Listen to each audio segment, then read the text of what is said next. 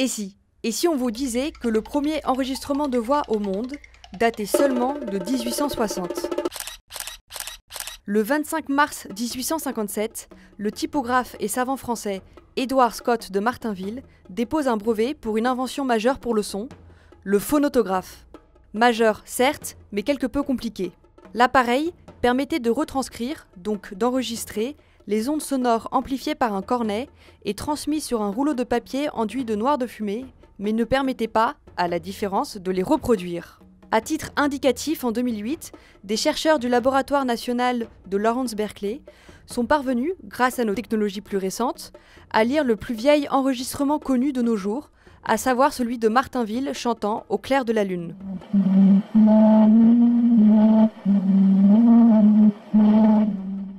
Quoi qu'il en soit, le 17 décembre 1877, Charles Cros, poète et inventeur français d'avant-garde, notamment connu pour avoir développé les premières photographies en couleur du monde, demande l'ouverture d'un pli cacheté déposé 9 mois plus tôt au secrétariat de l'Académie des sciences afin de faire valoir son brevet.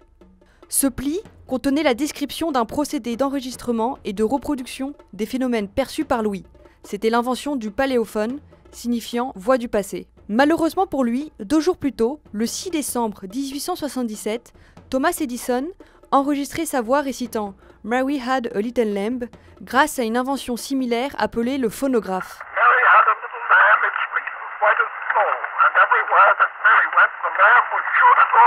Outil de captation et restitution, par lequel une aiguille rotative vient graver les ondes, captées par un cornet, les transformant en sillons dans le cylindre, et qui par chemin inverse permet de lire ces mêmes sillons. Coïncidence, due à l'invention similaire et à la publication de Charles Cros dans une chronique ayant traversé le globe jusqu'aux États-Unis ?